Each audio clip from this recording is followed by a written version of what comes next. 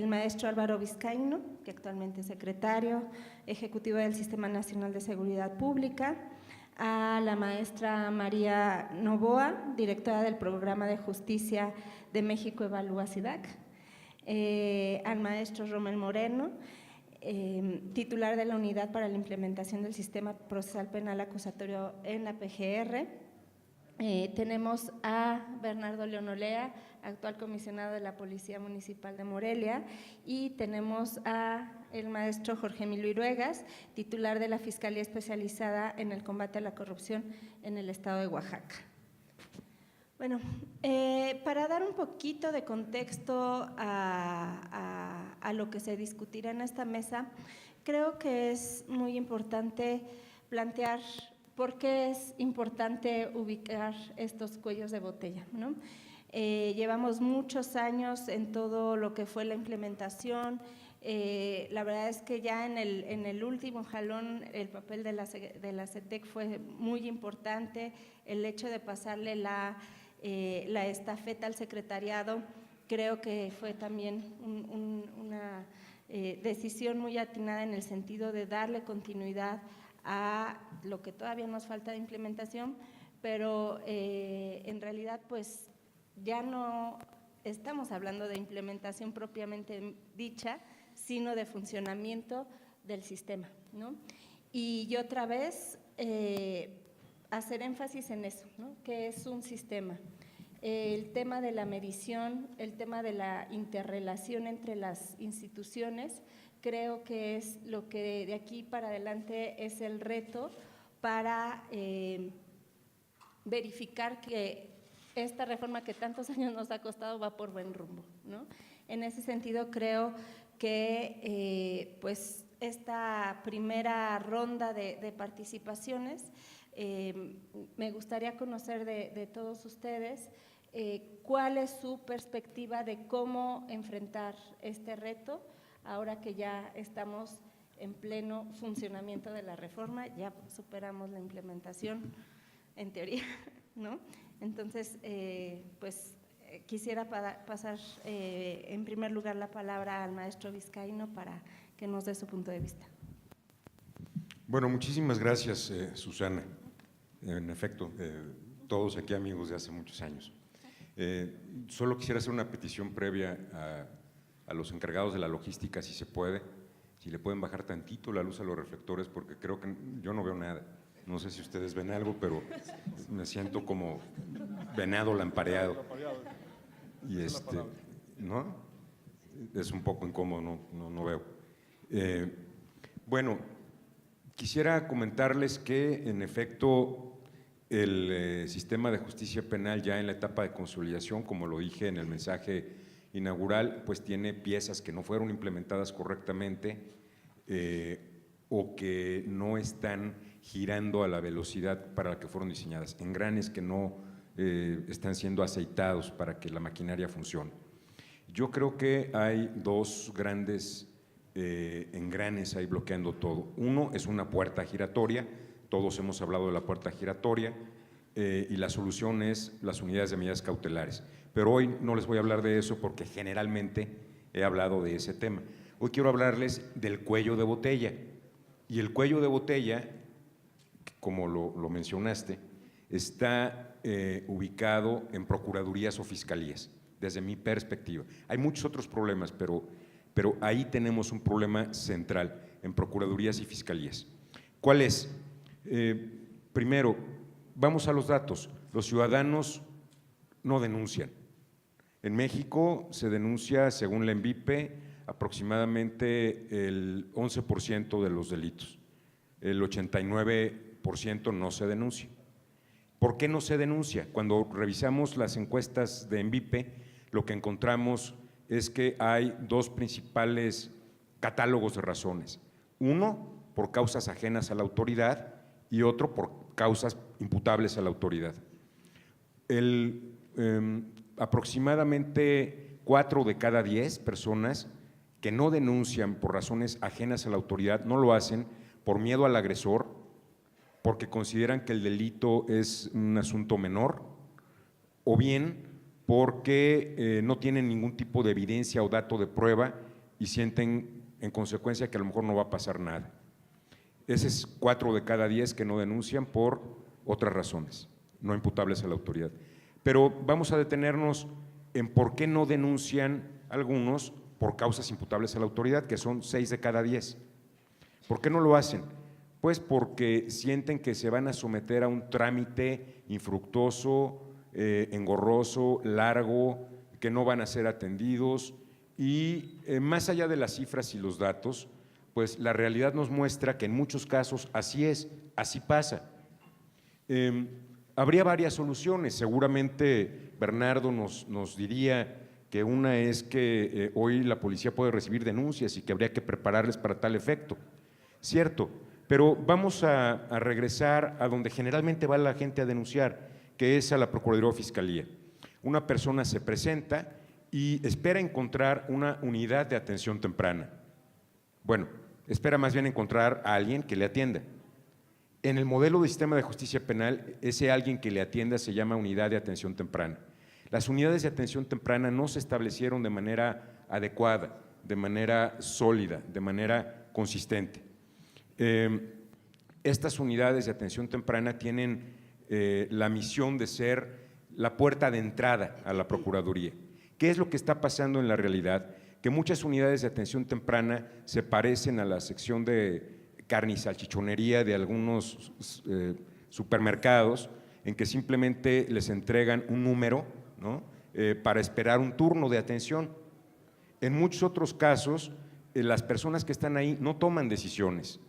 Hace como 10 años tuve la oportunidad de conocer la unidad de Argentina, que allá no se llama de atención temprana, me gusta más el nombre que utiliza Argentina porque refleja lo que debe ser, es la unidad de decisión temprana, porque la persona que está ahí debe tomar decisiones.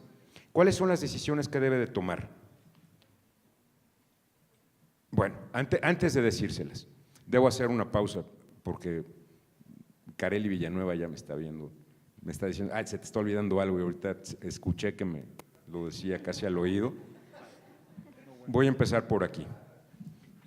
Hoy, el Secretariado Ejecutivo del Sistema Nacional de Seguridad Pública subió a su página web el modelo homologado de unidades de atención temprana y mecanismos alternativos de solución de conflictos para todo el país. Es un modelo muy potente que busca despresurizar, descongestionar a las procuradurías y fiscalías del país y acabar con esas oficinas de entrada en que simplemente les dan un ticket con un número de atención, para encontrar ahora personas que tomen decisiones que ayuden a dar una respuesta más oportuna y eficaz a la persona que denuncia y que ésta se sienta atendida y que se utilicen las herramientas del sistema penal acusatorio. Está ya disponible en nuestra página web el modelo.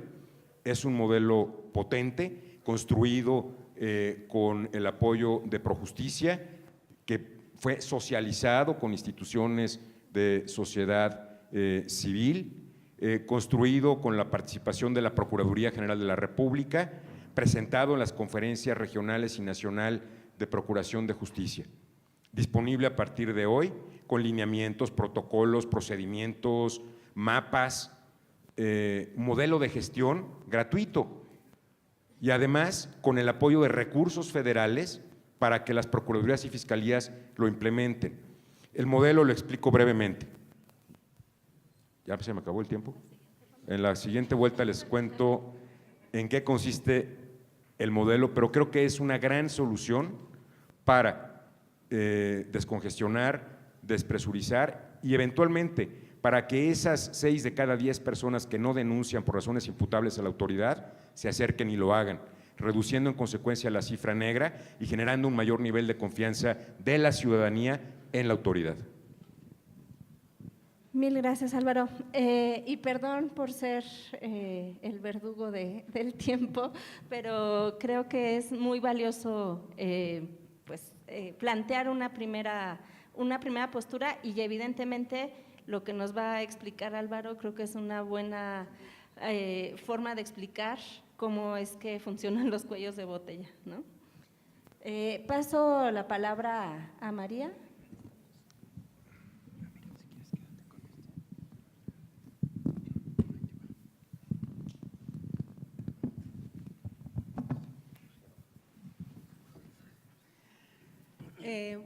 Buenos días, muchas gracias por la invitación y estar igualmente en esta mesa con personas que definitivamente han estado presentes desde todo el inicio de este proceso, desde el inicio de antes del 2008 hasta lo que ha sido en el transcurso de estos 10 años.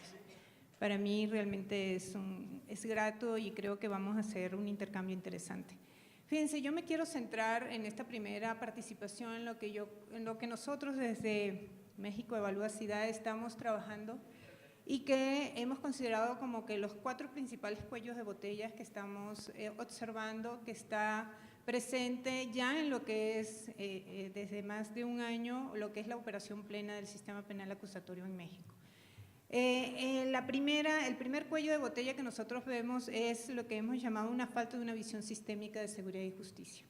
Nosotros pensamos que las políticas públicas en seguridad y justicia no cuentan con una visión que la articule, ¿no? adecuadamente, que va desde lo que es la prevención hasta lo que es la reinserción social. Es decir, es un sistema que tiene que estar articulado y que de alguna manera las políticas tienen que enfocarse de esa manera para después bajar en lo que sería la operación. Y aquí nuestra evidencia principal, y es para nosotros uno de los aspectos que tenemos en el radar, que creo que sí, después del 2016 de julio, cuando se tomó la decisión de desaparecer a la CETEC, pensamos que se dio ahí un golpe a lo que podría ser ir avanzando y evolucionando en este sistema, en esta visión sistémica de lo que debería de ser. Y estamos viendo una perspectiva más de seguridad pública, e inclusive lo estamos viendo en esta mesa, donde hay una perspectiva de seguridad pública donde no tenemos ni Poder Judicial ni Defensoría presente y también tienen cuellos de botella en su proceso. E igualmente lo vemos en los fondos de seguridad pública, cómo fueron repartidos en este año 2016 y donde no fue ni un solo peso a lograr fortalecer poderes judiciales y defensoría. Entonces son como evidencias que a nosotros nos preocupa esencialmente. Otro aspecto en términos de cuello de botella, el segundo, vemos que la policía no está teniendo incentivos para detener. Y esto es un aspecto que inclusive vemos que ubicamos de forma distinta a lo que podría llamarse este mito de la puerta giratoria. Nosotros lo vemos más en este primer eslabón dentro del proceso, lo que es la actuación de la policía y la policía coordinada con el Ministerio Público. Y es ahí donde vemos que, inclusive lo tenemos con datos desde la INVIPE, por supuesto, es percibida la policía como el eslabón más débil dentro del proceso del sistema de justicia penal y, por supuesto, con un menor índice de confianza y mayor percepción sobre corrupción que tenemos presente. Igualmente, los datos del Censo de Procuración de Justicia muestran en el 2016 que el número de carpetas de investigación con detenidos y averiguaciones previas iniciadas con detenidos disminuyó alrededor de un 30%. Esto nos está evidenciando que estamos bajando estos niveles de detención o definitivamente también los ministerios públicos no están abriendo carpetas de investigación cuando los policías ponen a disposición los detenidos, ¿no? Entonces ahí vemos nosotros un cuello de botella y más cuando estamos viendo, aunque no tenemos registros completos, pero sí por lo menos de 13 entidades federativas nos está diciendo que estamos alrededor de un 30% de disminución de carpetas de investigación con detenidos. Y aquí vemos, por supuesto, deficiencia y creo que es una de las ausencias que tenemos en este proceso. Todavía no se ha terminado de definir un modelo policial efectivo, inclusive a nivel local, donde pensamos que es lo más cercano al ciudadano. El tercer cuello de botella lo vemos en la debilidad en la investigación criminal. Aquí datos de la INVIPE muestran que el porcentaje de delitos denunciados ante el Ministerio Público, lo bien señalaba Vizcaíno Álvaro, ha descendido. Esto también en el 2014 se denunció un 10% de los delitos y en el 2016 se bajó a un 9%. Entonces ahí estamos viendo que en vez de aumentar el número de denuncias, está disminuyendo. Aparte, estamos viendo que en las procuradurías no se están determinando los asuntos de forma eficaz.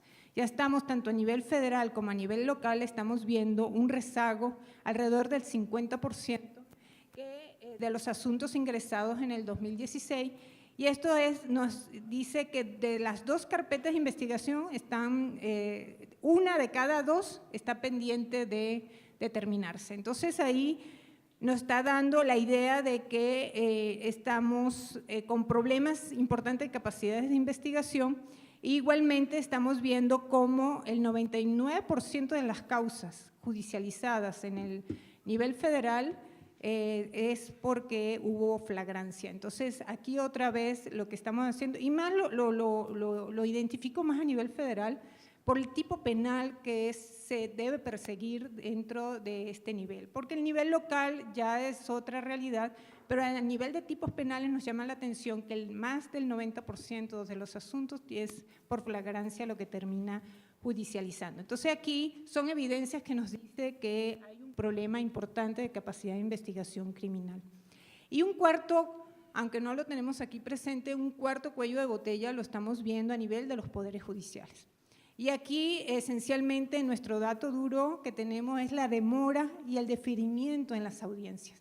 Tenemos un problema importante a nivel de los poderes judiciales, donde no se está dando una condición crítica en el funcionamiento, porque esto en vez de darnos inclusive las razones de deferimiento, va desde procesos de gestión, de problemas que tienen, por ejemplo, las notificaciones, es un ejemplo, o lo que podría ser cómo está gestionando el juez la audiencia. Y estamos viendo las duraciones que tienen estos procesos, es lo que nos está dando a nosotros algunos elementos. Esto es como mi primera intervención. Bueno, muchas gracias, María. Primera intervención, pero muy sustanciosa en cuanto cifras que nos permiten ir viendo cómo las entradas y salidas de una institución, por ejemplo, la policía, son las entradas que representan las salidas de la Procuraduría hacia el tribunal, y cómo esta visión sistémica es muy importante para ver dónde se están quedando todos los casos, ¿no? Sin más, me gustaría pasar la palabra al maestro Rommel. Sí, muy buenas tardes a todos. La verdad que igual es un gusto estar aquí en este 9º foro, agradeciendo sin duda a los organizadores, también un privilegio de estar con mis compañeros, con cada uno de ellos, me ha tocado la oportunidad, la experiencia en México en distintas circunstancias de poder participar.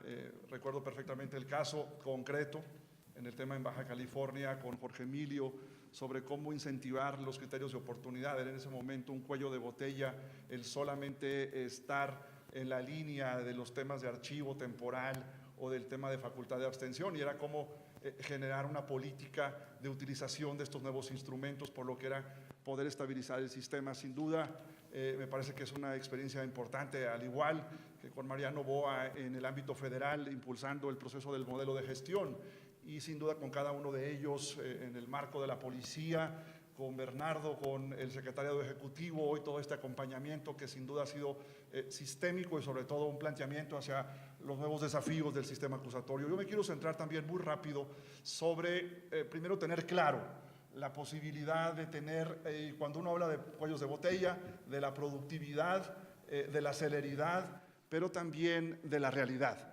Es decir, el proceso en México fue totalmente arrítmico, y de tal manera que tenemos estas generaciones de entidades federativas que iniciaron previo al proceso inclusive de reforma, y después tenemos en materia federal gradualmente cómo fue el proceso, por lo cual es muy complejo estar midiendo, evaluando en términos de, por ejemplo, caso concreto, delegación federal, el estado de Baja California, el estado de Veracruz, el estado de Tamaulipas, que entraron casi junio de 2016, contra Durango y Puebla, que entraron concretamente en 2014. Por lo tanto, las curvas de aprendizaje, las experiencias de cómo generar estos ámbitos de capacidades tienen que ver con los tiempos de gradualidad. Sin embargo, lo que hoy estamos observando también nos permitió el ex procurador Cervantes ir a hacer una visita a todas las procuradurías del país para ver los comportamientos que se estaban dando después de la reforma, es decir, después de 2016. Y encontramos fenómenos muy interesantes. Caso concreto, el estado de Sonora, que fue quizá de los últimos que empezaron con su implementación, pero hoy tiene una movilidad del sistema en términos de despresurización, utilizando las medidas alternas. O vemos casos, por ejemplo, emblemáticos, en donde sin duda los líderes, los pioneros, como el caso Chihuahua, el caso Nuevo León, hubo un éxodo de ministerios públicos, hubo una salida muy importante de funcionarios que no respondían a la dinámica de la cual hubiéramos pensado, justo por un cambio de timón de los liderazgos. Yo planteo 3 puntos fundamentales. Primero, me parece que es importante el registro. Hoy todavía no nos ponemos de acuerdo en el registro y creo que esto, sin embargo, el secretariado está haciendo un gran esfuerzo por homologar las bases de datos desde el punto de vista de los catálogos de delitos y por lo tanto tenemos que ver cosas o circunstancias como en el caso en Chihuahua, donde no está registrado el feminicidio. ¿Cómo evalúa uno entonces un cuello de botella en el marco de la cantidad de ingresos contra las determinaciones? Y por lo tanto siempre estamos viendo esta parte que solamente es en una primera fase. Y estoy hablando de que hoy por hoy en México, tanto a nivel federal como a nivel estatal, prevalece la utilización de salidas que se han podido determinar que no son de calidad de acuerdo al contexto de América Latina. Y estoy hablando de salidas de no calidad, entre comillas, porque cada vez que se toma una decisión judicial o extrajudicial, al final es un resultado de un conflicto. Estamos hablando de la resolución de un conflicto. Por eso creo que tiene que ir de la mano con otro proceso que es el principal cuello de botella, el desconocimiento de los ciudadanos en razón de cómo funcionan los sistemas.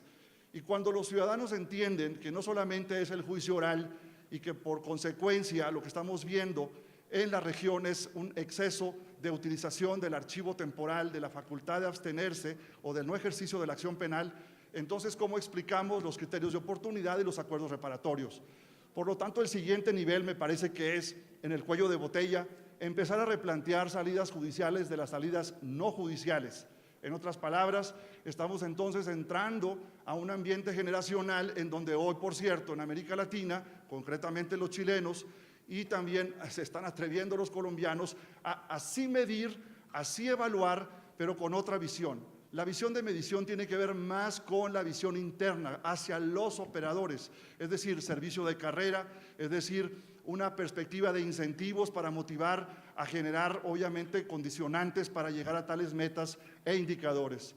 Pero las metas y los indicadores son muy perversos y no sabemos entonces cómo definir esta visión y ahora lo que está sucediendo concretamente en estos países es que están elevando el nivel y centrar básicamente el cuello de botella está en los usuarios. El cuello de botella está en las víctimas, es decir, cómo damos un servicio no solo de números, sino de calidad. Y la calidad tiene que ver con tiempos de espera, la calidad tiene que ver básicamente con procesos más allá de los temas de registro, más allá de la información, de acceso a la justicia, pero también, en definitiva, reformas a las reformas. No estoy hablando de contrarreformas. Es decir, cómo modificar sustancialmente los planes estratégicos de las fiscalías, donde es cierto, evidentemente ahí se concentra la cantidad de denuncias porque así lo mantuvo, así lo ha planteado la filosofía en el marco del acceso a la justicia.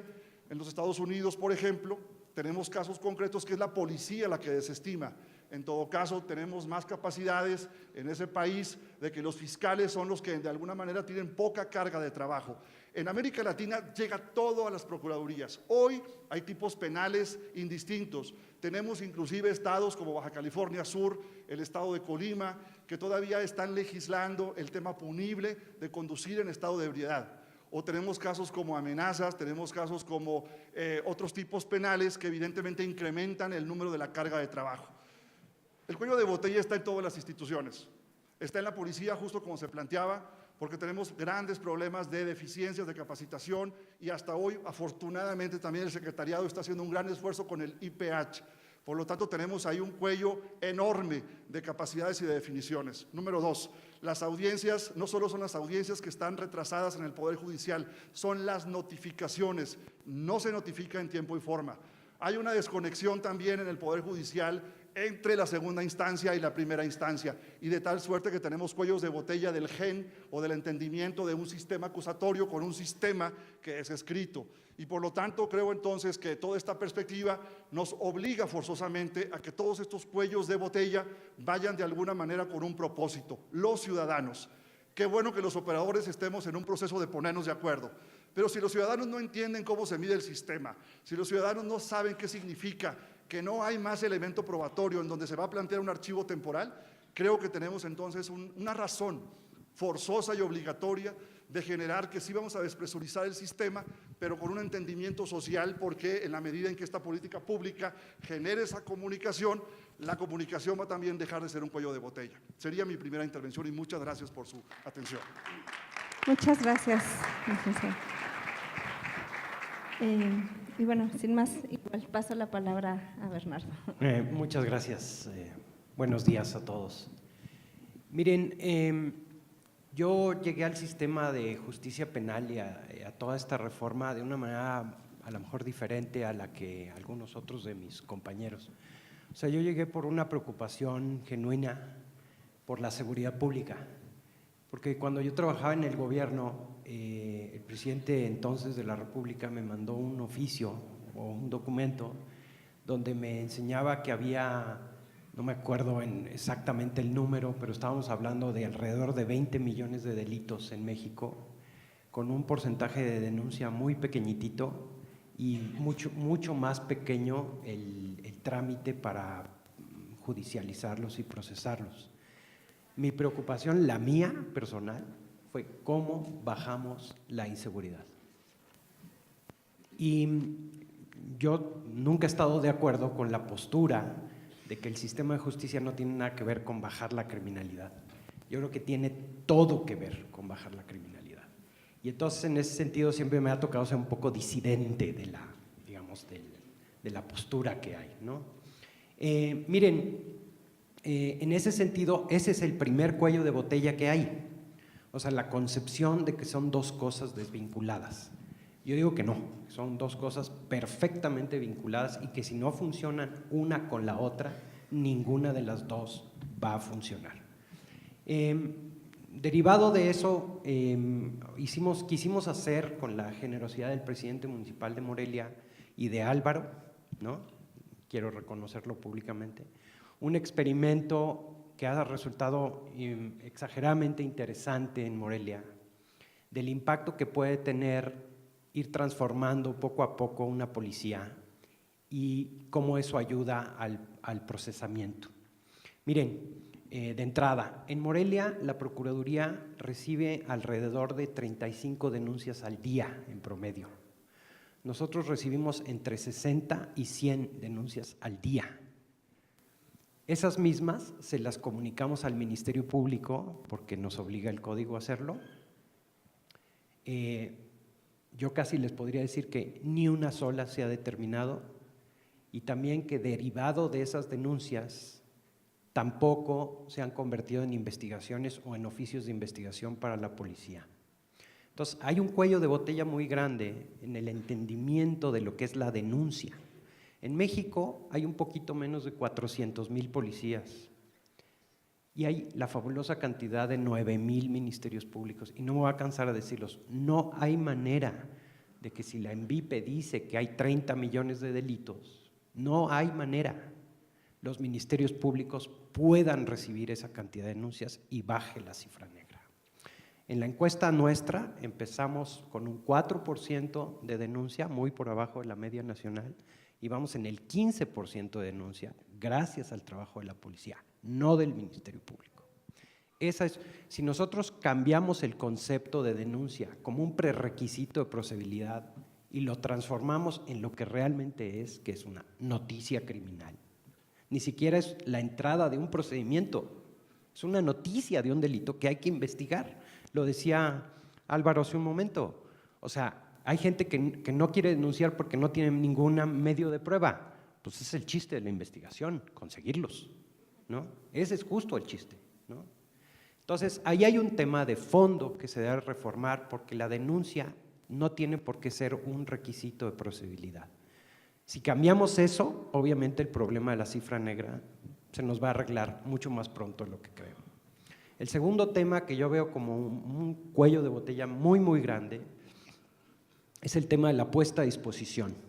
En México ponemos a disposición del Ministerio Público, y el artículo 149 del Código Nacional de Procedimientos Penales dice que el Ministerio Público tiene que calificar la detención y que si ve que la detención estuvo mal hecha, entonces decretar la libertad. O sea, el Ministerio Público se convierte en un juez y decreta una sentencia absolutoria en la soledad de su despacho. Aquí lo decía Laida y Roberto, el juicio oral y las audiencias tienen cámaras, tienen juez presente. Sin embargo, la mayoría de las absoluciones que hay en el sistema no se hacen ahí, se hacen en el Ministerio Público. Y esa es la puerta giratoria.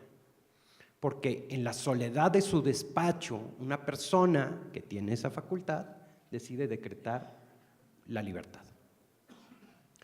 Entonces, la puesta a disposición tiene que ser ante el juez.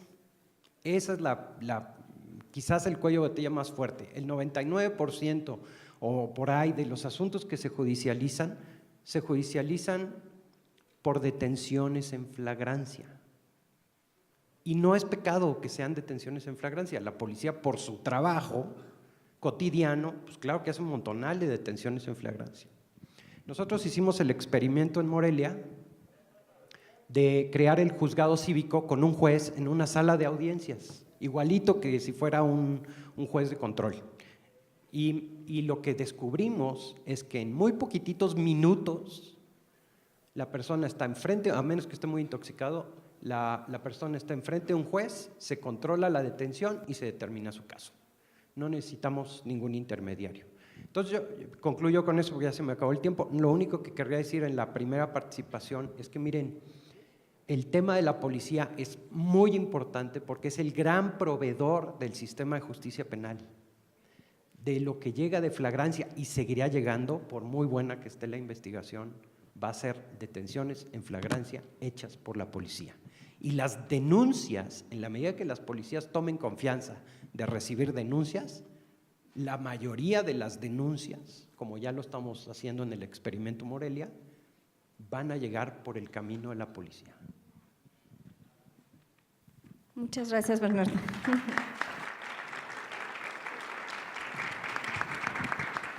Y bueno, finalmente en esta ronda cedo la palabra a Jorge Emilio. Muchas gracias, Susi. Primero que nada, agradecer la invitación tanto a Renace, México SOS, a la propia Red de Juicios Orales y también por el privilegio de estar en esta mesa con grandes amigos, Rommel, Álvaro, Susi, Bernardo, María, que no son pocos los años en los cuales cada uno de ellos ha sumado a tener un mejor México. Me voy a centrar tal vez en la parte que ha sido mi formación profesional, que tiene que ver con las procuradurías, y que efectivamente creo que ahí se centra o se circunscribe el grueso de las capacidades que tiene el Estado para poder procesar los asuntos. Para bien o para mal, ya lo comentaba hace un rato Bernardo, ante una procuraduría es donde se denuncia, una procuraduría es la que investiga y una procuraduría es la que tendría que sostener la acusación dentro del proceso. Y creo que al día de hoy, después de casi ya o más de 10 años que se inició en estados como Chihuahua y Oaxaca, la operatividad y las formas siguen siendo las de aquel sistema tradicional que pocas exigencias generaba a los operadores y por tanto, ante las mayores exigencias de un sistema de esta naturaleza, esas procuradurías estamos quedando a deber al sistema de justicia en nuestro país. Yo creo que la gran pregunta a contestar sería cómo lograr mayor eficacia y eficiencia dentro del procedimiento penal, y cada uno de mis compañeros lo han establecido de forma muy clara. Lo que se denuncia verdaderamente se le está dando una respuesta, no necesariamente una sentencia condenatoria, pero básicamente esclarecer si eso es de índole penal, si lo es hay una persona que lo cometió y si esa persona que lo cometió al final en una audiencia pública y oral es, digamos, declarada culpable. En ese sentido, yo percibo al interior del trabajo que hacen las instituciones de procuración de justicia 4 situaciones que inciden a generar ese cuello de botella en esa eficacia y eficiencia para poder procesar todo lo que se denuncia. Se sigue teniendo un organigrama y modelo de gestión bajo la lógica del sistema tradicional. No solo es un sistema lento y retardado, sino que burocratiza y hace costosísima la actividad en pesos y centavos de una procuraduría. Simplemente, y les pongo un ejemplo, yo estoy en la Fiscalía Anticorrupción, pero formo parte de la Fiscalía General, en un estado como Oaxaca, en donde se tienen más de 15 áreas con nivel de subprocuraduría o de vicefiscalía. En otros estados, Nuevo León, me tocó trabajar, solo hay 3 subprocuradurías. ¿Qué podría permitir eso? Fusionar, racionalizar, tener mejores tramos de control y dar mejores resultados. Poca profesionalización, este es un tema que foro tras foro, evento tras evento, desde hace más de 10 años se ha ido mencionando y creo que al día de hoy no se le ha logrado dar una respuesta. La respuesta no es fácil. Creo que el hecho que se tenga claro que la profesionalización que al día de hoy se tiene en las instancias de procuración de justicia no es la suficiente, de menos pone en el radar el problema y se trabaja justamente programas nacionales que obligan justamente al menos a las instituciones de procuración de justicia a iniciar procesos de capacitación. No se tiene la capacitación necesaria justamente para enfrentar estos retos, no lo tiene la policía, no lo tienen los ministerios públicos, no los tienen los peritos. Y un tema un tanto, no sé si decirlo técnico, se sigue al interior de las fiscalías, procuradurías, investigando bajo la lógica de la integración de un expediente de la averiguación previa.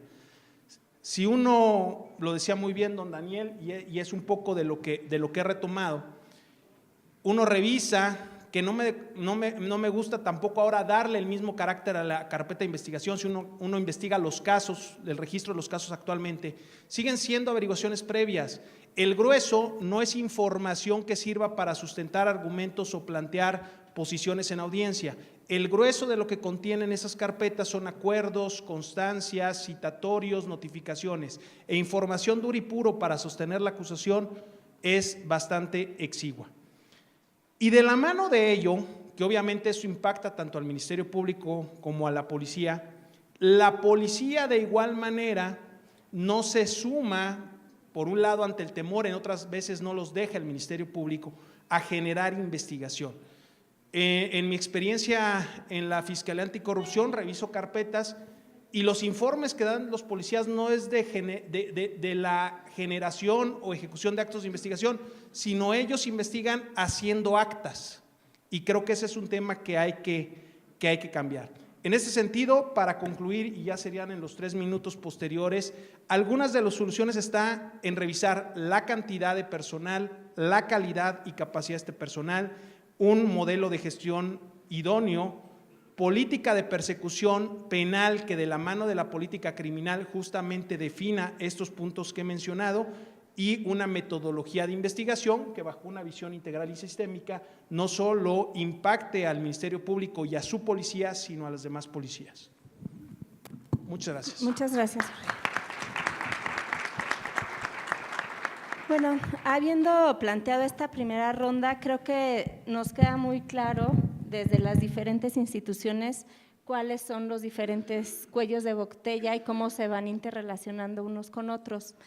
Bien decía Bernardo que un primer cuello de botella es el tema de la denuncia, muy relacionado con las nuevas alternativas que nos da el sistema acusatorio en teoría, que es la recepción de denuncia a través de las policías, pero que apenas estamos como en un periodo muy incipiente de darle la confianza a la policía para no solo recibir denuncias, sino incluso igual resolver de manera inmediata los casos que sí lo ameritan, para no saturar a las procuradurías de casos que pues a lo mejor no tiene sentido que llegaran a esa instancia, ¿no? Creo que la postura de Jorge, de Álvaro, de Rommel, en el sentido de que las procuradurías hoy en día siguen siendo un punto importante de congestionamiento del sistema, se empiezan a explorar igual nuevas salidas, ¿no? Pero sin duda, la siguiente parte, que también es muy preocupante, es el Poder Judicial. O sea, si ya tenemos un rezago importante en las procuradurías y ese rezago no se está pudiendo procesar en los tribunales, creo que tenemos un grave problema, ¿no? Porque en el instante en que empiece a fluir la policía hacia la procuraduría, que la procuraduría empiece a funcionar, vamos a tener el atascamiento en los poderes judiciales. Compartirles que, por ejemplo, ahorita estamos en Projusticia haciendo unos ejercicios de ayudar de manera sistémica a los operadores a que tengan más confianza, por ejemplo, las procuradurías en el tema de la judicialización. Y el siguiente problema, lo empiezan a hacer de manera muy rápida, ya con menos trámites, más eficientes, y el siguiente atorón es el Poder Judicial. Y ahí se atoran las notificaciones, las agendas de las audiencias, etcétera. Entonces, si me lo permiten, voy a cambiar para esta ronda el orden de presentación de cómo ustedes creen que se podrían superar estos cuellos de botella, justamente siguiendo la línea que tendría que seguir un usuario, ya sea como imputado, como víctima en el proceso, para tener como muy clarito si la entrada es la policía y luego son las procuradurías y finalmente el tribunal, cómo es que las diferentes soluciones que ustedes visualizan se podrían articular desde el punto de vista ciudadano, ¿no? Porque creo que también una ventaja que nos da el sistema acusatorio es que, en teoría, nos iba a dar muchas más alternativas de solución, caminos más sencillos de resolver, que aparentemente no se están aprovechando y que pues ahorita ya se empiezan a ver algunos buenos experimentos o buenas ideas de cómo superarlos. Entonces, si me permiten, podríamos seguir esa dinámica, 3 minutitos cada quien. Empezamos con Bernardo. Bueno, tal vez un poco siguiendo lo que estaba diciendo hace un momento, o sea, igual en la policía de Morelia creamos los centros de atención a víctimas, así les llamamos originalmente, aunque siguen llamándose así, pero ya mutaron en un proceso muy interesante. Y entonces, al principio hicimos un acuerdo con la Procuraduría para que todas las denuncias que nos llegaran se las mandáramos a ellos y ellos ya nos dijeran qué hacíamos con esas denuncias. Y también para la puesta a disposición, incluso al principio de la administración logramos que el Ministerio Público, que hubiera Ministerio Público en los centros de atención a víctimas para que el procesamiento fuera mucho más rápido, ¿no? Después eso cambió. Lo que estamos haciendo es, bueno, al principio estábamos recibiendo 1 denuncia a la semana, 2 denuncias, o sea, muy poquititas. Ahorita les digo, estamos recibiendo de 60 y hasta 100, ha habido días el día más largo fueron 108 denuncias en un día, que eso pues, nos representa una información valiosísima para la policía. Todo eso se lo mandamos al Ministerio Público, pero nosotros no solo recibimos la denuncia, de hecho, si me lo permiten, lo menos importante del proceso es la recepción de denuncias. Lo que nosotros hacemos es atender a la víctima. Entonces la atiende una psicóloga, casi todas son mujeres, y entonces decimos ahí en broma en la policía que ya les vamos a poner babero a las policías porque llegan las personas y se ponen a llorar en el hombro de la policía y los dejan, perdón la palabra, todos embarrados de mocos porque ahí se sonaron y pasó de todo, pero finalmente la persona fue atendida y se siente muy agradecida por eso. Y luego hay una cosa que le llaman contención los psicólogos y tienen abogado y entonces todos están vestidos de policía y todos son policías y todos están certificados. Y luego hay una trabajadora social que le da seguimiento al proceso porque muchas veces la denuncia tiene que ver con problemas sociales.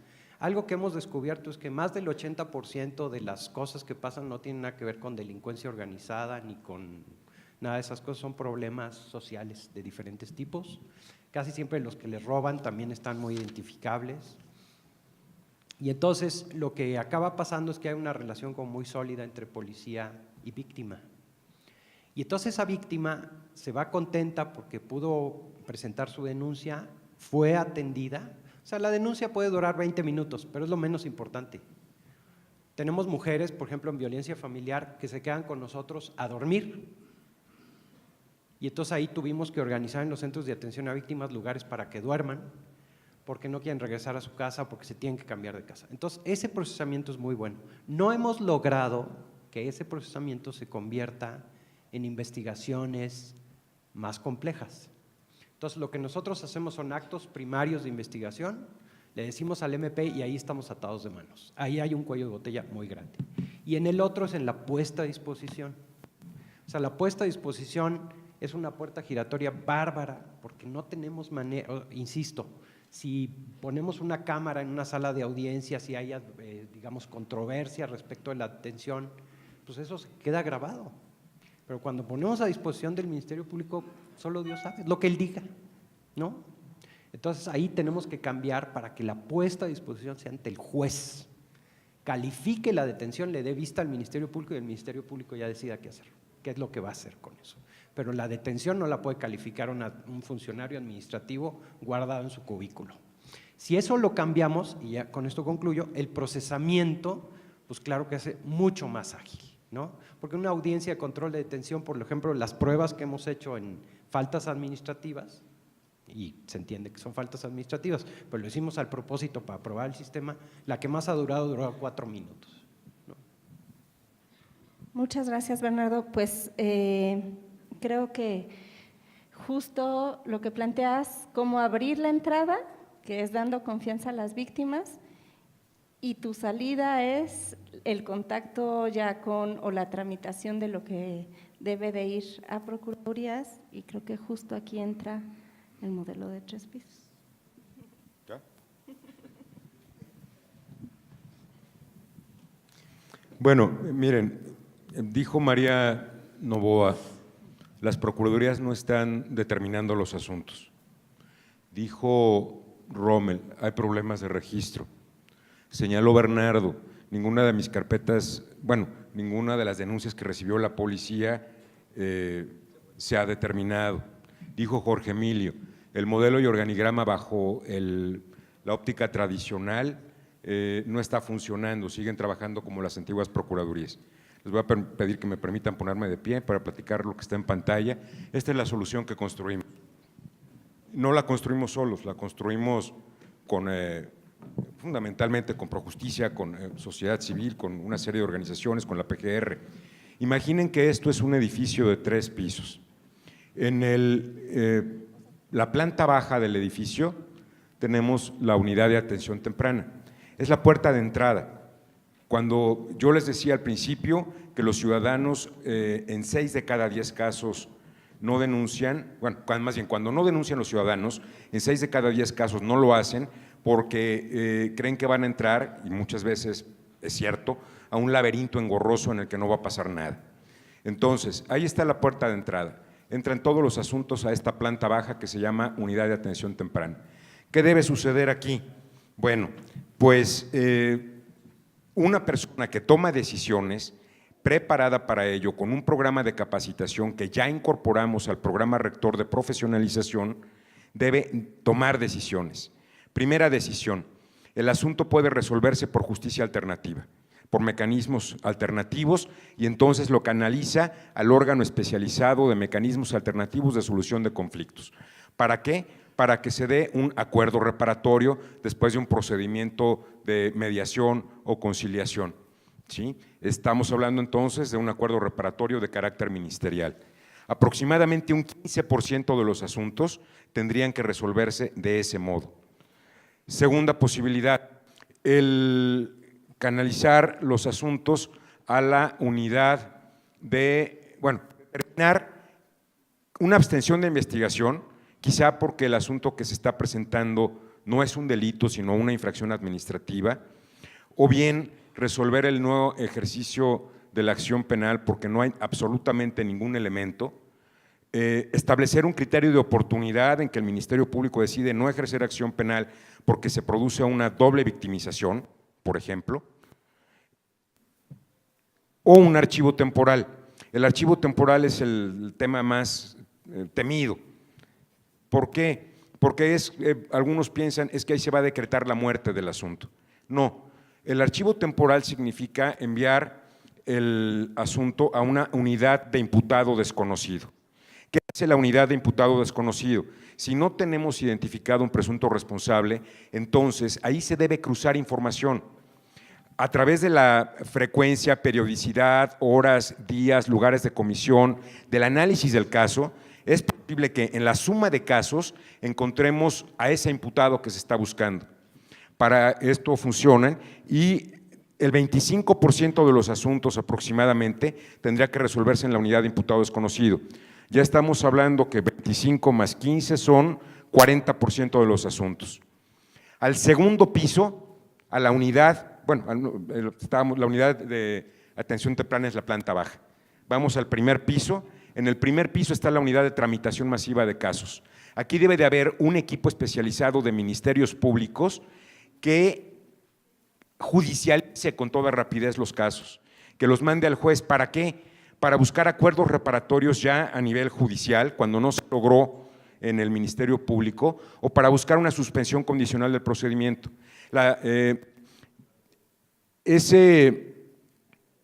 Una unidad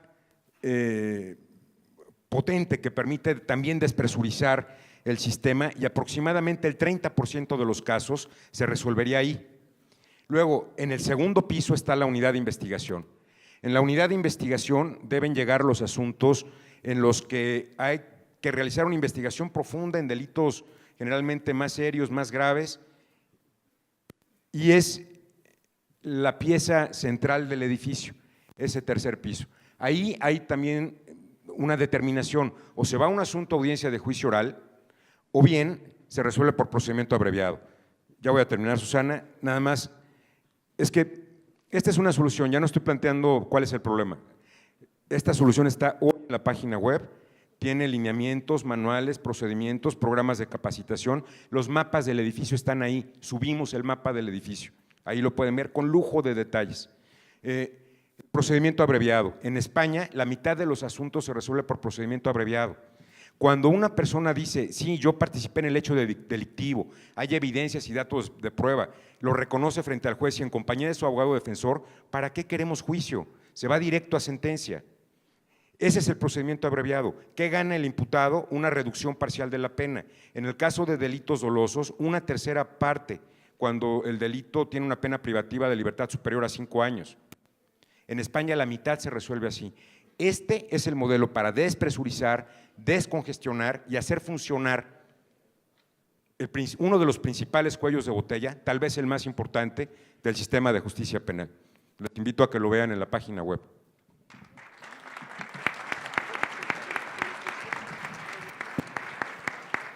Muchas gracias, Álvaro. Quisiera pasar la palabra a Jorge Emilio para que nos pudiera plantear desde su punto de vista, ya no solo desde la gerencia, de la priorización de casos, sino de estos otros elementos que mencionabas, ¿cuáles son los cambios que pudieras plantear como soluciones para superar los cuellos de botella?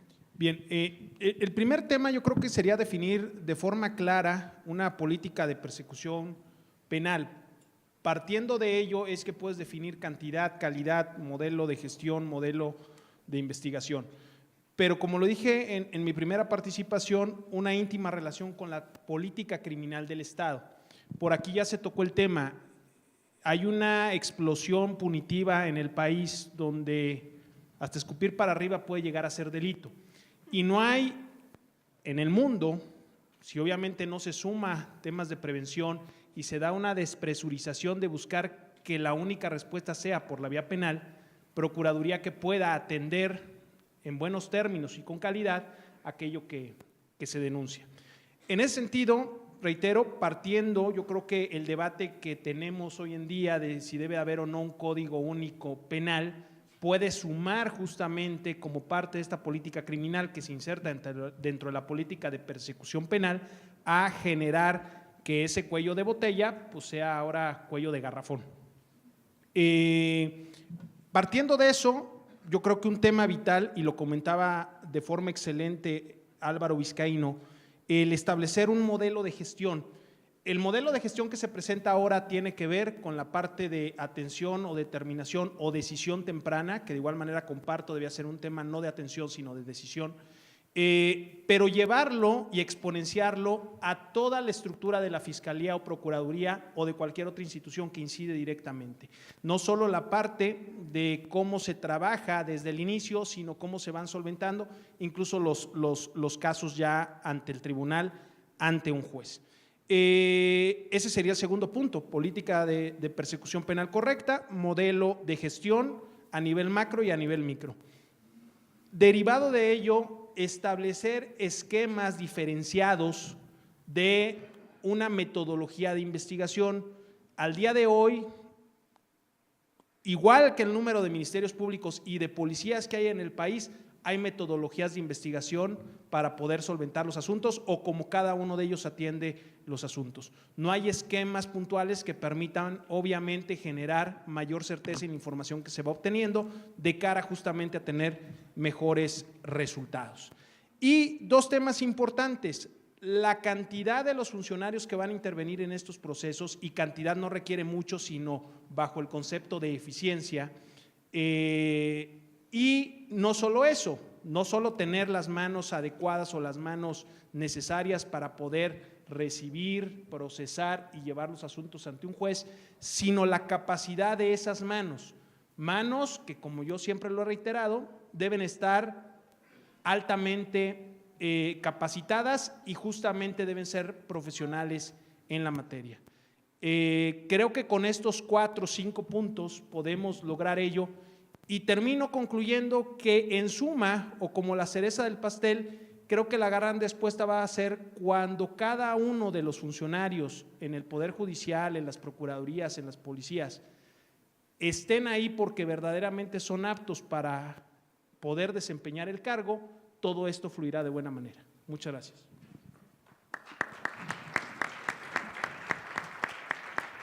Gracias, Jorge. Y bueno, finalmente, de los cuellos de botella en las procuradurías, no sé, Rommel, si nos quisieras desarrollar un poquito más esta idea de aprovechar todas estas salidas judiciales y no judiciales que mencionaba. Si me lo permiten también, ya que se animó a Álvaro, pues me animo también. Primero yo quisiera nada más plantear rápidamente, y tengo 5 minutos, justamente para poner en dimensión básicamente cuáles son los fines del proceso, y tiene que ver con los esclarecimientos de los hechos, tiene que ver con proteger al inocente, tiene que ver con que el culpable no quede impune y particularmente la reparación del daño. En materia federal estamos hablando de un 5% de los tipos penales frente al 92% de los delitos tipos penales del fuero común, con un 3% del tema de adolescentes. Por lo tanto, la gama de posibilidades es muy amplia porque, como decía María Novoa, a mayor complejidad se genera no solamente una perspectiva de los temas de flagrancia, sino también cómo hoy por hoy resolver los temas que están relacionados con la delincuencia organizada. Hasta hoy uno de los grandes desafíos en México es si éramos capaces en el Estado mexicano de resolver temas que tenían que ver con delitos de alta complejidad. Y básicamente lo que estamos viendo es que tenemos en este momento 28 juicios orales de delincuencia organizada. El punto es, ¿cuál es la visión no solo desde la federación, sino también las entidades federativas? Y créanme que hay una gran preocupación de las entidades federativas, porque hoy por hoy una ley federal no resuelve el problema de la delincuencia organizada. Con mucho gusto y con mucho entusiasmo hemos estado observando cómo el exprocurador Cervantes y ahora el procurador Elías Álvarez plantea concretamente una ley general Esos son necesariamente elementos e instrumentos o soluciones para un tema que nos ocupa. Me parece además importante plantear 4 puntos fundamentales de las hoy legislaciones nacionales. La Ley de Ejecución de Sanciones, la Ley Nacional de Adolescentes, la Ley de Justicia Alternativa y el Código Nacional de Procedimientos Penales. Me parece que llegar a un modelo de gestión es muy acertado. Es decir, había una necesidad de que hoy se hablara de gestión en México. La gestión no es un tema que está en el gen de los operadores, por eso me parece que desde el impulso que se planteó prácticamente recientemente, me parece que ahí estamos entrando a una idea fundamental que tiene que ver con lo que hoy el secretariado está planteando. María Novoa lo había dicho hace años atrás, es decir, cómo generar una gestión, pero no basta solo una gestión. Mientras no haya servicio de carrera en las procuradurías, mientras haya una inestabilidad galopante, y como lo planteó también el ex procurador Cervantes, el promedio de duración de un procurador general de la República es de 1 año, .5. ¿Bajo qué timón, bajo qué guía van a estar los funcionarios? No solamente la inestabilidad y con qué compromiso cuando estamos hablando no solo de las procuradurías, sino también óptimamente de los sueldos, de los emolumentos y de los incentivos. Hoy me parece que hay que también tener en la mano y en el radar varios conceptos. Hay un planteamiento de la iniciativa privada que tiene que ver con la administración del cambio. Todos hemos oído durante los 10 años que hay que cambiar de chip, pero nadie dice cómo. Y cambiar de chip no tiene solamente el hecho de decir vamos por decreto ahora a tener un nuevo código nacional o vamos a tener un modelo de gestión, sino cómo me voy a involucrar en el marco de la organización. Por lo tanto, creo también es importantísimo hacer alusión a los retos y los desafíos. Por lo tanto, las soluciones sí en efecto están en el imputado desconocido, en las UTMC, en las áreas de especialización, pero en definitiva lo que hoy está generando más que nada es esa incertidumbre de la cual hacia la política pública y la política criminal los mexicanos necesitamos fortalecer las instituciones y particularmente generar confianza, porque hoy hay temor, hoy hay desconfianza, pero particularmente pareciera que todos los esfuerzos que se vienen haciendo en estos años simple y sencillamente no dan como respuesta una solución a los ciudadanos. Me parece entonces que el debate está y se centra en las siguientes soluciones. Primero, plantear generalmente una perspectiva de desarrollo hacia la nueva visión de la homologación de las 32 procuradurías del país. No podemos registrar en una manera en Yucatán y otra en Durango. No podemos estar planteando el sistema de adolescentes en Nuevo León distinto, aún con leyes nacionales como en el estado de Oaxaca. Por lo tanto, lo que sí podamos dar fe es que hay estados que hoy por hoy tienen mejores prácticas. Lo dijo al inicio del discurso Orlando Camacho y lo ha repetido desde la creación misma de este foro Ernesto Canales y Alejandro Martí. La esperanza se basa en los buenos resultados. Sin duda hoy inclusive el debate se centra en la prisión preventiva, y la prisión preventiva tiene que ver desde también un ámbito de cuello de botella. Hoy se está viendo desde la perspectiva totalmente al revés por los medios de comunicación, que el hecho de que los procesados, no los sentenciados, estén bajo otra visión que no sea la prisión forzosamente, y cuando hablo de prisión, la cárcel, es una manera en la que entonces estamos viendo cómo se reduce o debe de reducir la cantidad de gentes bajo otras alternativas. Por eso entonces otro cuello de botella es en la capacitación necesaria de los fiscales para ir sobre una prisión preventiva justificada. Me parece que están todos los elementos. Lo que se necesita es coordinación, lo que se necesita es voluntad, pero sobre todo entender que esta política hoy la necesitamos, y quiero cerrar con esto, en la inclusión.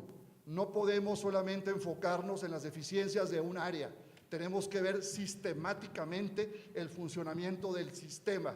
Y muchas veces no son solamente cuestiones normativas o esta esquizofrenia legislativa de estar legislando tema tras tema, si ni siquiera nos hablamos los operadores.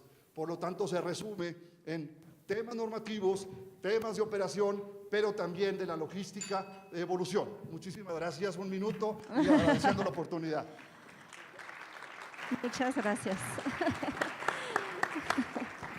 No había visto la campanita. Bueno, y finalmente paso la palabra a María. Un poco como ya lo notaba, lo hacías notar, un cuello importante de botella son los poderes judiciales. Evidentemente nos hubiera gustado ver a alguien de poder judicial que nos diera soluciones, pero pues desde la academia, claro que se vale plantearlas. Gracias. Me centro en lo del Poder Judicial, pero creo que sí quiero dar un mensaje importante en términos de que definitivamente este proceso se tiene que darle ya una perspectiva de política pública. Creo que está ausente y políticas públicas integrales y sistémicas en el país. No podemos seguir trabajando soluciones parciales, sino soluciones articuladas y con un impacto y un resultado definido y con un esquema de seguimiento y evaluación presente.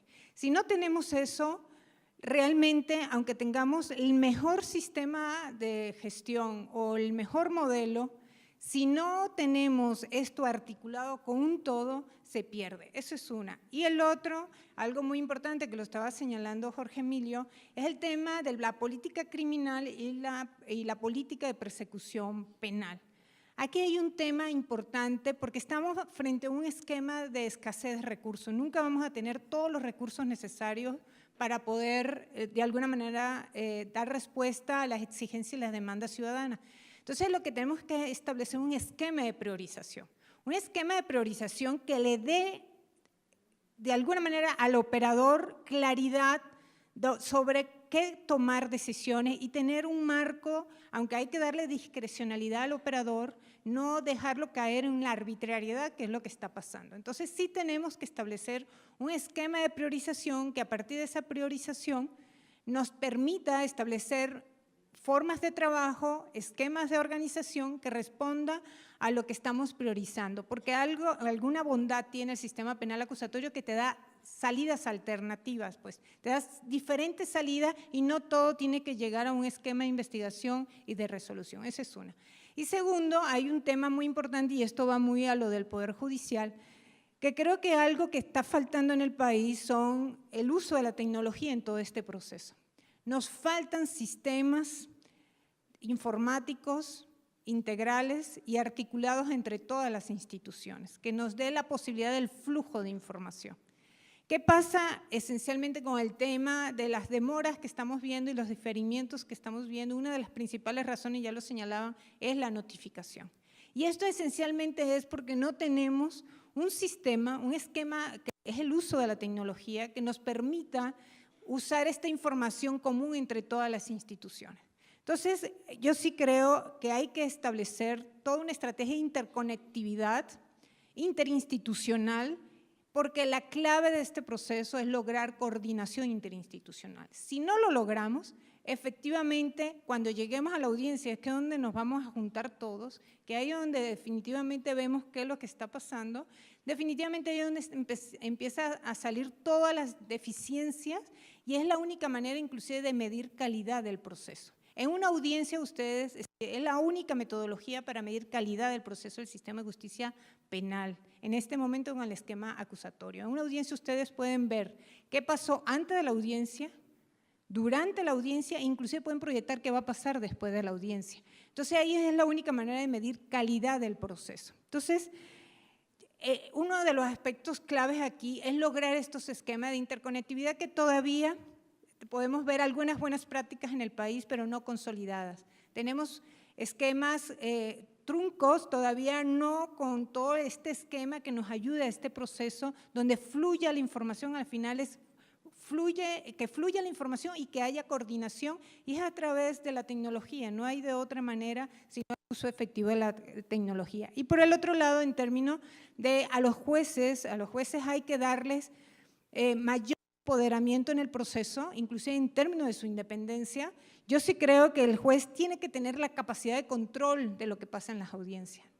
Es el único que puede ser el gerente de ese proceso y de alguna manera esto no lo estamos viendo. Si todavía tenemos jueces débiles que no tienen criterios claros, donde tenemos una gran variedad en términos de estos criterios que tenemos que ir homologando en el país, que esto el Poder Judicial tiene un factor muy importante en términos de sus resoluciones, y el juez no puede ser un juez que tome sus decisiones en función de lo que está pasando afuera, en términos de repente las audiencias son más dentro de los medios de comunicación que en una sala de audiencia, ¿no?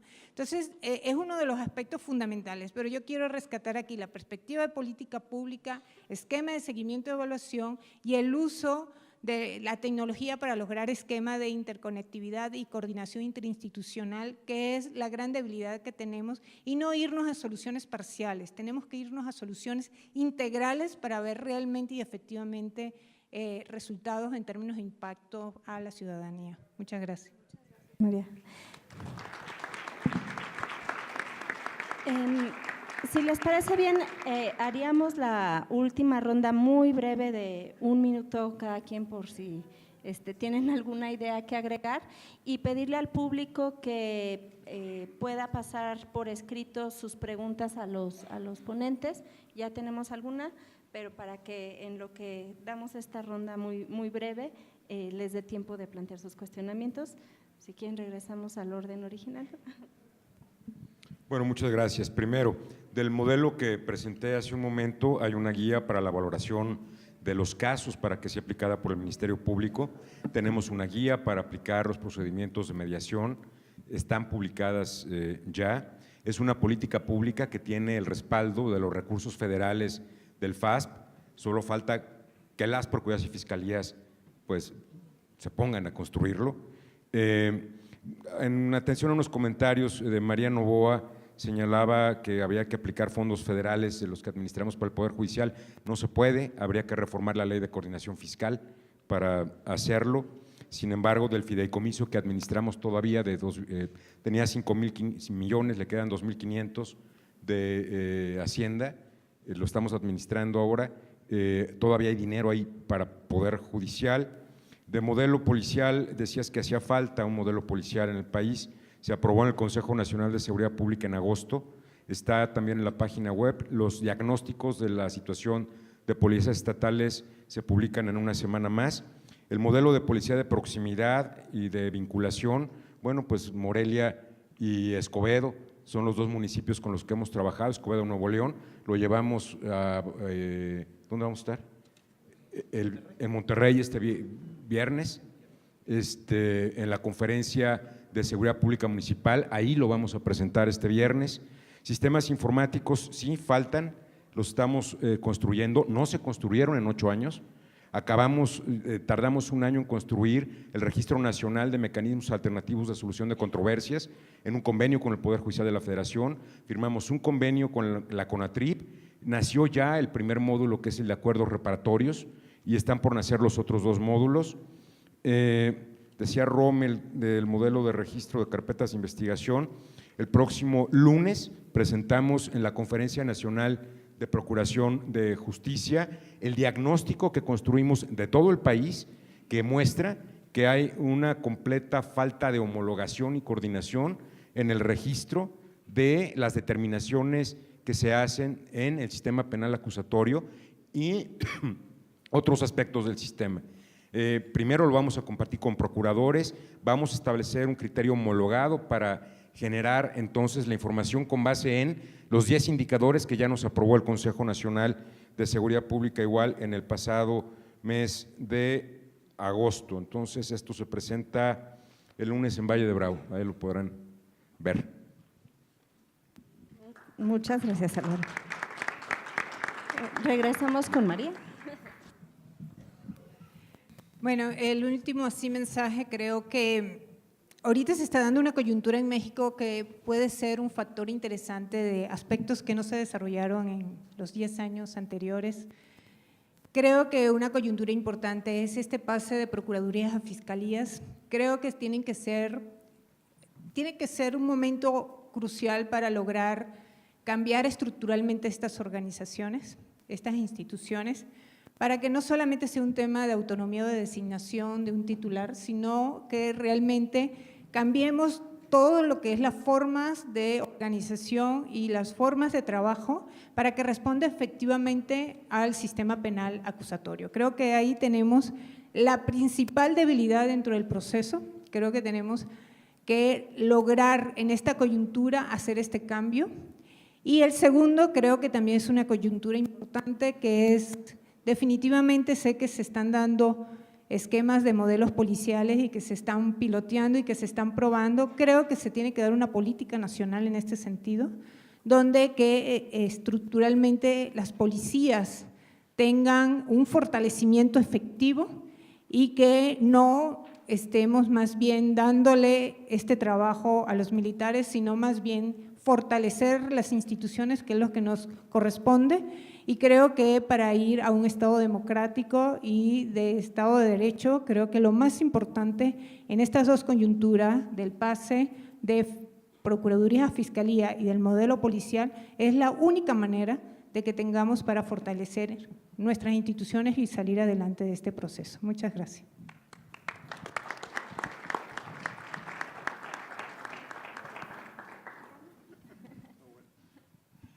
Código Penal único, nueva Ley General de Delincuencia contra la delincuencia organizada.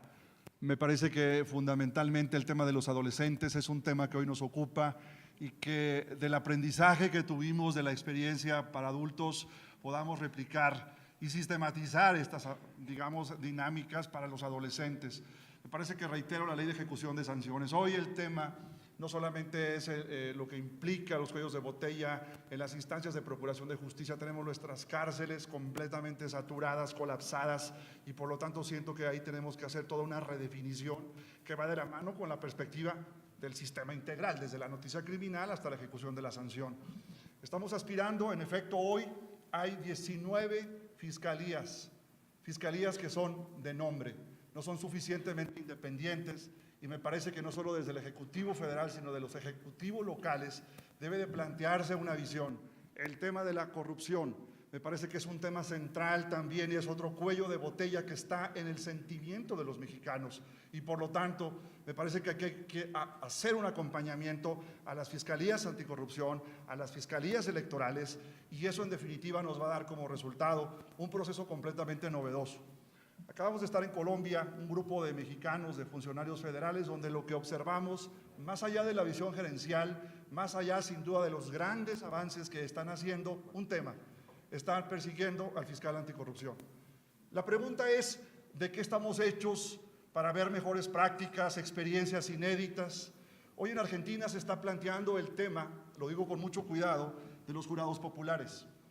En la provincia de Mendoza y en la provincia de Buenos Aires están planteando para legitimar el sistema, si es necesario, incorporar a los ciudadanos no solo desde el marketing o de la información, sino de participar, y esto quizá a lo mejor quede como en un debate si estamos preparados o no.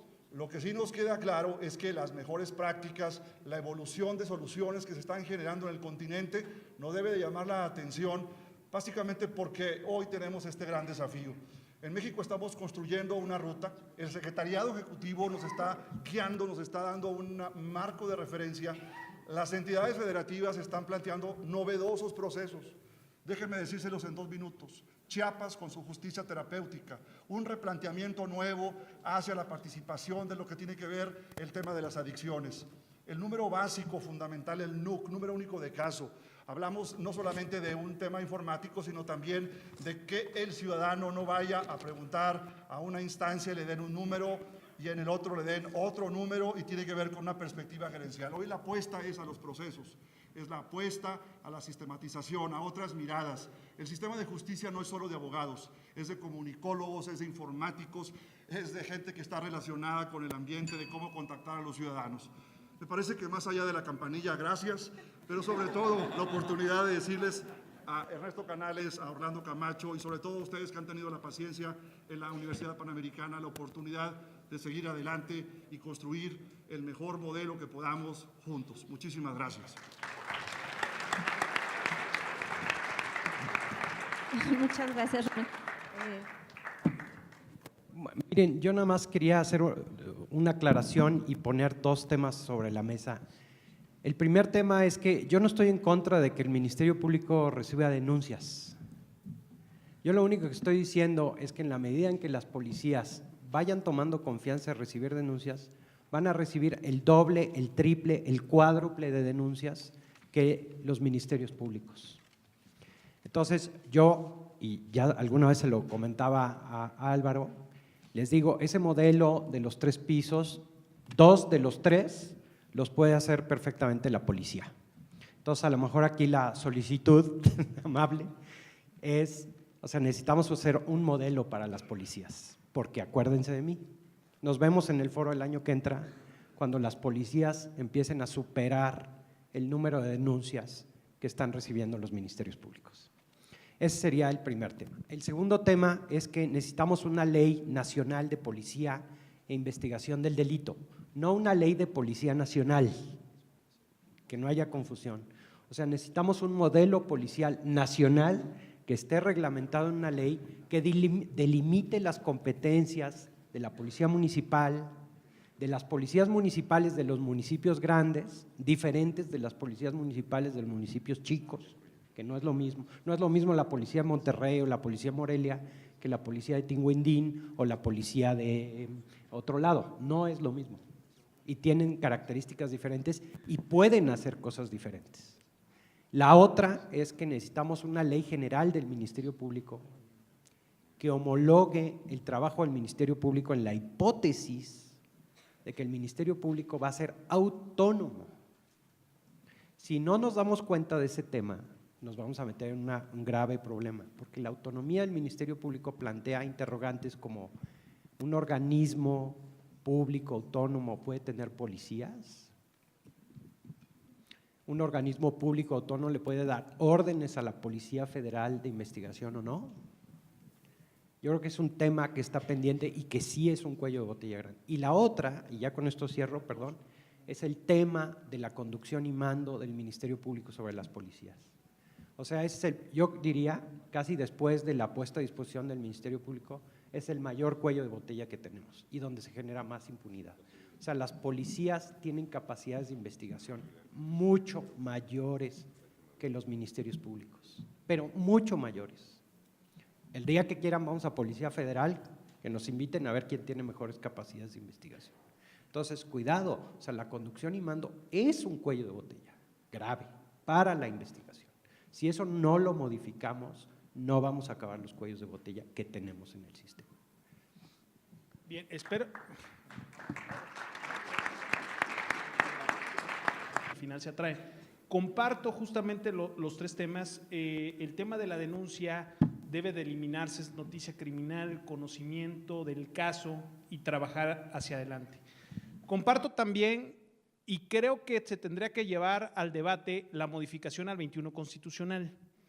He pasado por diversos estadios en ocasión donde debe ser el Ministerio Público un férreo guardán de la investigación e instructor de órdenes sobre la policía, a llegar a la conclusión de que el fiscal o el MP no tiene las capacidades, porque yo mismo lo vivo en carne propia, de lo que puede tener un policía, y el MP se debe enfocar a la parte de la persecución penal, al proceso, a ser un litigante en audiencia y dejarle la capacidad de investigación a la policía.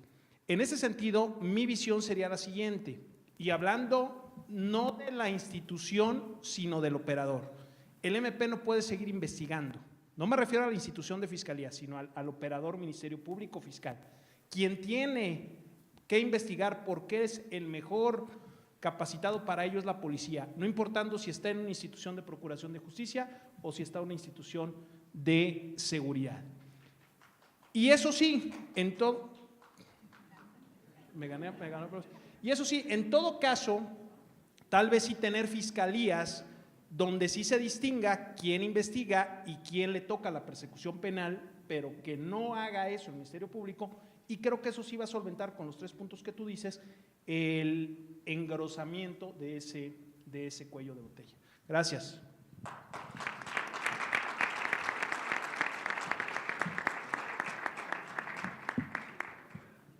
Muchas gracias. Hacemos la ronda de preguntas. Si les parece bien, las leo y planteo para quién podrían ir dirigidas. Obviamente, si alguien más quiere complementar, está abierta la mesa. Les rogaría que fuera muy breve la respuesta. Aquí hay una que se relaciona con los MASC. Dice, ¿se debe reformar la Ley Nacional de MASC? Toda vez que esta ley impone a las fiscalías que debe obrar por medio de denuncia para poder canalizar a las partes a estos centros de justicia alterna, especificando delitos de procedencia. Esta creo que valdría la pena a lo mejor que el licenciado Romero nos pudiera dar una guía. Las fiscalías especializadas para ustedes son cuellos de botella y generadoras de fraccionamiento en investigación. No sé, Álvaro, Jorge Emilio, tú que estás en una fiscalía especializada, ¿qué opinas al respecto? Y finalmente, Bernardo, si nos puedes comentar más cómo es que funciona el juzgado cívico. Entonces, si les parece bien. Bueno, en definitiva, me da mucha tranquilidad que aquí está Kareli Villanueva, es gente que estuvo muy de la mano en la creación de la Ley Nacional de Mecanismos, y justo esto es un tema que siempre se ha debatido, sobre todo en el marco del fortalecimiento de lo que significa la denuncia, presentar la denuncia, y que no se genere un evento, como fue en algunos estados pioneros, ¿sí?, al hecho de no presentar la denuncia y que tiene que ver con el mecanismo alterno. Creo que hoy estamos en una etapa de supervisión, de monitoreo. A nivel federal se está incorporando un tema que era un tabú en los delitos penales federales, sin embargo está creciendo constantemente, sobre todo en la coordinación con el Secretariado Ejecutivo. En definitiva, me parece que no solo un tema de estadística, sino por un tema de convicción debe de haber esta ruta en una vez que este acuerdo reparatorio, porque tiene una salida de calidad, independientemente de todo lo que implique el esfuerzo, las bases de datos, el evitar la puerta giratoria. Hemos visto ya acciones concretas a partir de la nueva visión de tener esta base de datos, cómo se está ventilando una persona que registró un acuerdo reparatorio en una entidad federativa y luego quiso volver otra vez, ¿sí?, a incumplir, y por lo tanto eso nos está permitiendo saltar a una nueva visión. En definitiva, estamos en un ejercicio muy importante. Lo que de alguna manera gratifica es el hecho de la resolución rápida, y no solamente estoy hablando en el marco federal de conciliación, sino la gran capacidad que han tenido los estados en la mediación, el éxito que ha habido en la mediación, cuando hay una supervisión, cuando hay una evaluación, cuando hay una estructura, pero sobre todo el dar a difundir y conocer estos mecanismos alternos, aún en la justicia restaurativa. Serían mis comentarios.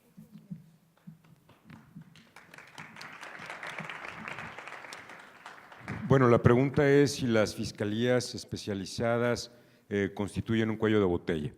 El tema es que son un mandato legal. Las fiscalías, muchas de ellas están ahí porque así lo ordena la ley de tortura, la ley de trata, incluso la ley que se acaba de aprobar de personas no localizadas y desaparecidas, y que establece la creación de la Comisión Nacional de Búsqueda. Ayer estuvimos trabajando en el tema.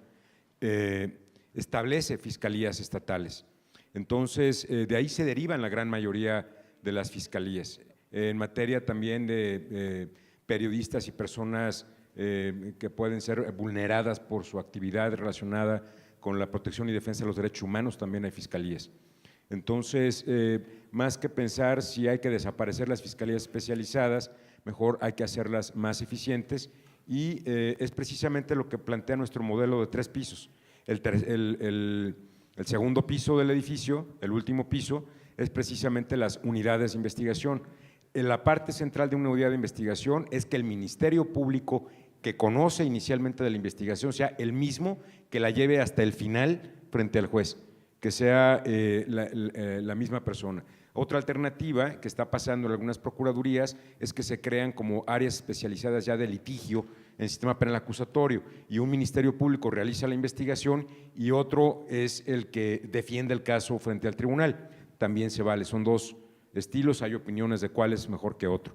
Y como esta creo que ya es mi última participación, solo quiero, si me lo permiten, finalmente dar las gracias a mi equipo, porque ha trabajado mucho, y no los he mencionado, a Kareli Villanueva y el equipo de Sistema Penal Acusatorio del Secretariado, a Carlos Ramírez, nuestro director general de Coordinación Operativa, y el equipo también que está con él, y bueno, pues a Alejandro Martí, a Ernesto Canales, Orlando Camacho, Martín Carlos Sánchez Bocanegra, nuestros queridos socios y amigos para hacer este evento, y finalmente a mi casa, mi alma mater. Aquí tengo muchos años de forma permanente estando como alumno, como profesor, alguna vez creamos el Instituto Panamericano de Estudios Procesales y un montón de cosas por aquí. No me he comprado esa corbata que trae Bernardo con los escudos de la UP, pero pronto lo voy a hacer. Muchas gracias a la UP también. Ahorita la presumes.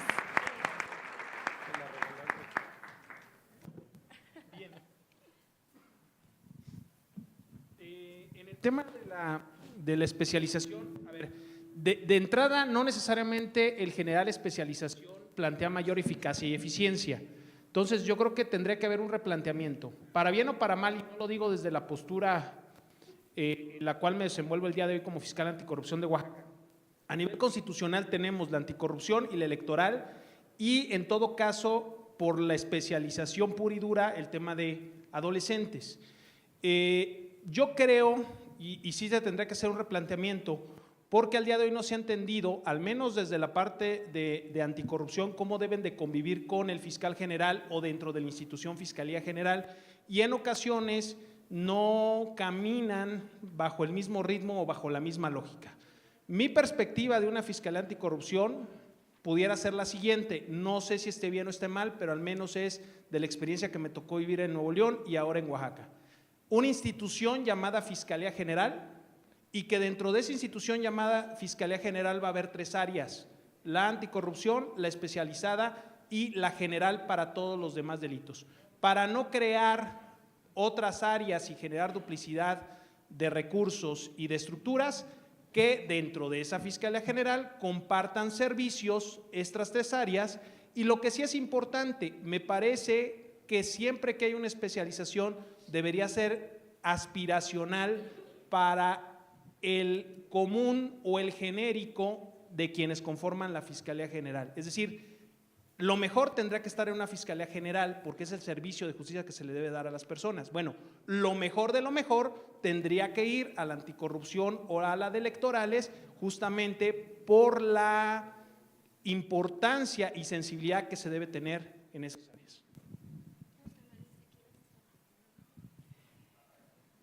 Yo sí creo que la especialización y la sobreespecialización que estamos viendo en las procuradurías, e inclusive alguien decía que las procuradurías son camaleónicas, van cambiando y mutando, entonces se van especializando o por etapa procesal, investigación, litigio, inclusive hay 5 tipos. Yo hasta he observado en algunas procuradurías que se especializan de acuerdo a etapa procesal y tenemos 5 tipos de ministerios públicos, ¿no?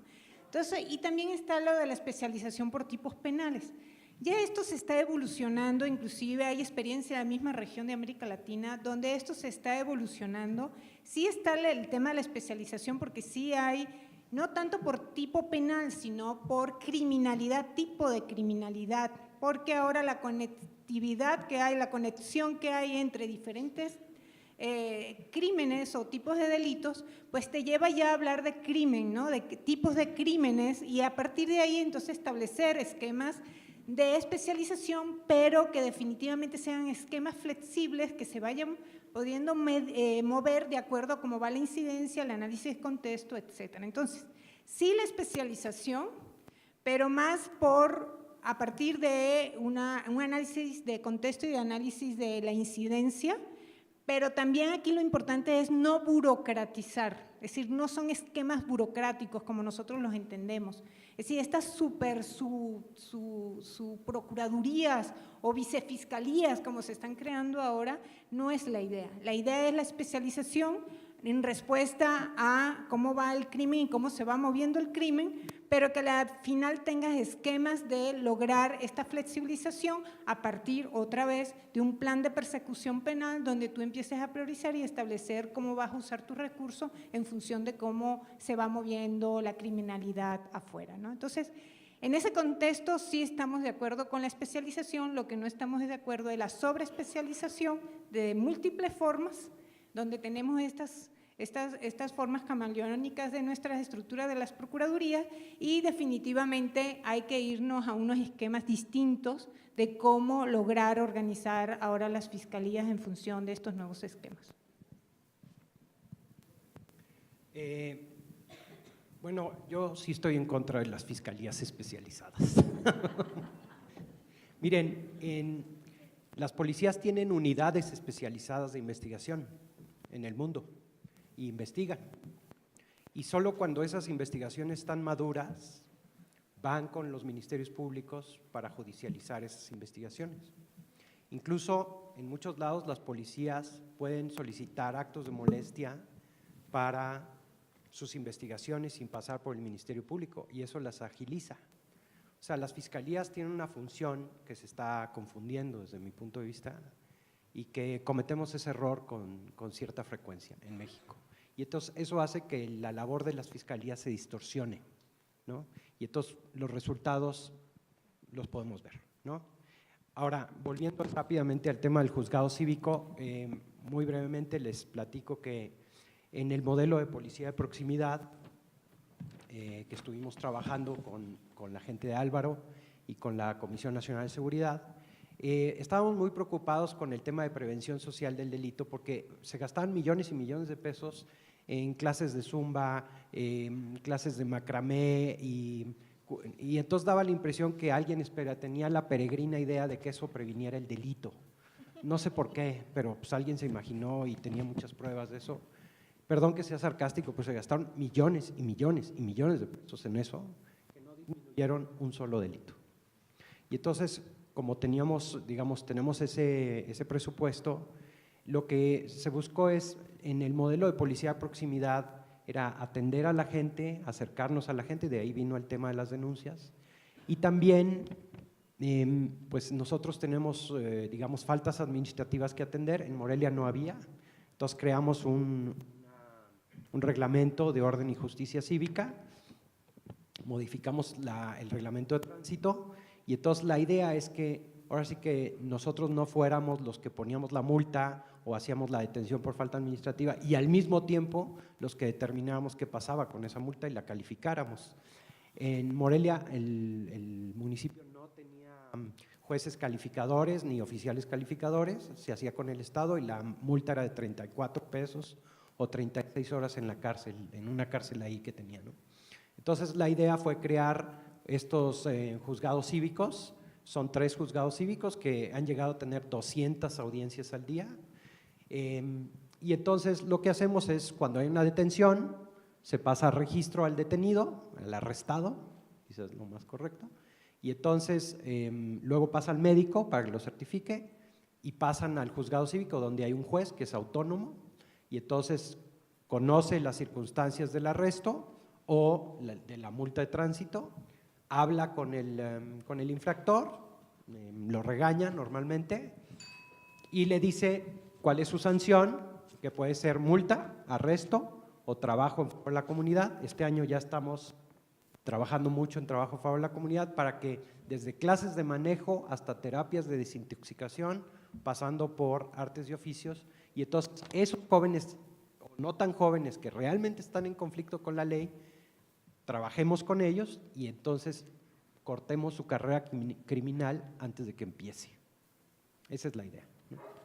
Bueno, pues muchas gracias a todos.